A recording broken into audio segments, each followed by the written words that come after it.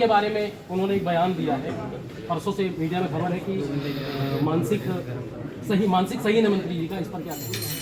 मुझे जानकारी तो नहीं है उनके बयान की, लेकिन ये मैं जानता हूँ कि स्वामी प्रसाद जी इस देश की बहुत समझदार और उनका ज्ञान, उनकी समझ, उनका अनुभव हम सबको प्रेरित। नमस्कार, मैं मुकेश कुमार और अभी हम मौजूद है ऊंचा आहार विधानसभा में। हमारे साथ में स्वामी प्रसाद मौर्य जी हैं, नरेश उत्तम पटेल जी हैं जो कि प्रदेश अध्यक्ष हैं। सबसे बड़ा सवाल पहला हमारा ये है आपसे कि आपके ऊपर कौशाम्बी में हमला हुआ है, जिस तरीके से लगातार सोशल मीडिया पर खबरें भी चल रही है, इस पर आप क्या कहेंगे? हमने खबर भी देखी लगातार मेन स्ट्रीम मीडिया में अलग अलग, तो आप क्या कहेंगे? इस देश में आदिवासियों, दलितों, पिछड़ों पर लंबे अरसे से जुर्म जातीय अत्याचार होता रहा है।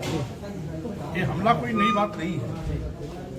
कुछ सड़ी गली मानसिकता के ऐसे लोग हैं जो अपने को भगवान से भी बड़ा मानते हैं, वो किसी को अपमानित करना अपना धर्म मानते हैं। इसलिए जो हजारों साल से हमारा समाज अपमानित होने आया है, तो स्वामी प्रसाद मौर्य पर हमला कोई नई बात नहीं है और मैं इसको अन्यथा भी नहीं बोलता हूँ। जो हमें माला पहनाते हैं उनका भी मैं स्वागत करता हूँ और जो हमला करते हैं उनको भी मैं स्वागत करता हूँ। एक चीज और कामन मैंने देखा आपके ऊपर, जब किसी ने आक्रमण करने की कोशिश की, हमला करने की कोशिश की, आपके समर्थकों ने उनको बलभर कूटा है। क्या कहेंगे इस पे? क्या मतलब? अब समर्थक होता है, वो हमसे इजाजत लेकर के, हमसे अनुमति लेकर कोई कार्यक्रम नहीं करता। जो करता है वो स्वप्रेरित होकर करता है। स्वाभाविक रूप से अगर किसी कार्यकर्ता के सामने उसके नेता पर हमला होगा तो कार्यकर्ता जवाब तो देगा नहीं। विधान लगातार राम को लेकर सवाल उठा रहे हैं इस तरीके से, तो विधान परिषद में भी आपका जो वीडियो वायरल हुआ है, उस पर क्या कहेंगे? क्योंकि लगातार जब आप कोई भी शब्द बोलते हैं तो मीडिया में ही चलता है स्वामी प्रसाद मौर्य का फिर से विवादित बयान, तो क्या कहें, क्यों बार बार? ये मीडिया की बलिहारी है जी। हमारी सच बात को भी वो विवादित कर देती है। हमने कभी भी राम के विषय में टिप्पणी नहीं की। राम देश के करोड़ों लोगों के आराध्य हैं, लोगों की उनसे भावनाएं जुड़ी हैं। इसलिए हम सबका सम्मान करते हैं। भगवान राम के विषय में हम टिप्पणी कैसे कर सकते हैं? लोग जोड़ तोड़ करके उसको घुमाने की बात करते हैं। नई बात प्राण प्रतिष्ठा की, उस पर मैंने टिप्पणी की कि आज भारतीय जनता पार्टी ये साबित करना चाहते हैं कि भगवान राम को हमने पैदा किया, जबकि अयोध्या की धरती पर हजारों साल से भगवान राम की पूजा हो रही है। और जब हजारों साल से भगवान राम की पूजा हो रही है, हजारों करोड़ों लोग उनको अपना भगवान मानते हैं, उनसे उनकी श्रद्धाएं जुड़ी हैं, करोड़ों लोगों के वो आराध्य हैं और हजारों साल से पूजा भी हो रही है, तो उनकी प्राण प्रतिष्ठा करने की क्या आवश्यकता? भगवान होता है।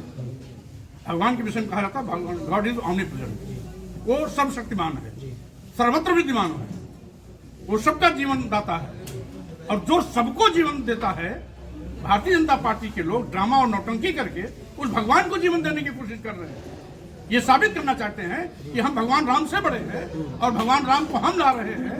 ये भी साबित करना चाहते हैं प्राण प्रतिष्ठा करके कि प्राण प्रतिष्ठा करने वाला वो बड़ा हो गया, यानी राम से अपने को बड़ा साबित करना चाहते हैं। उनके इस नौटंकी को मैंने विरोध किया है कि भगवान है, उसमें प्राण प्रतिष्ठा करने की आवश्यकता क्या?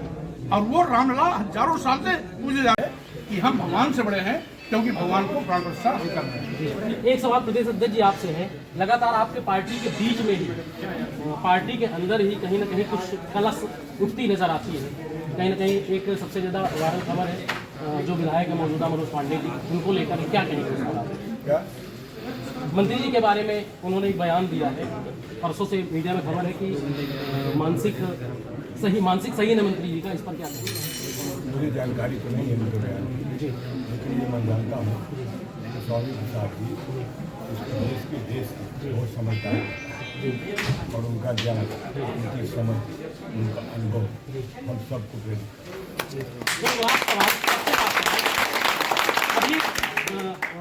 जिस तरीके से हल्द्वानी में, मध्य प्रदेश में मस्जिदें गिराई गई हैं, हल्द्वानी में मजाक टूटे हैं, कई सारे मुस्लिम समुदाय के लोगों के झुग्गी झोपड़ियों को तोड़ा गया है, इस पर आप क्या कहेंगे? लगातार ऐसा लग रहा है कि सांप्रदायिक दंगे फिर से भड़कने वाले हैं।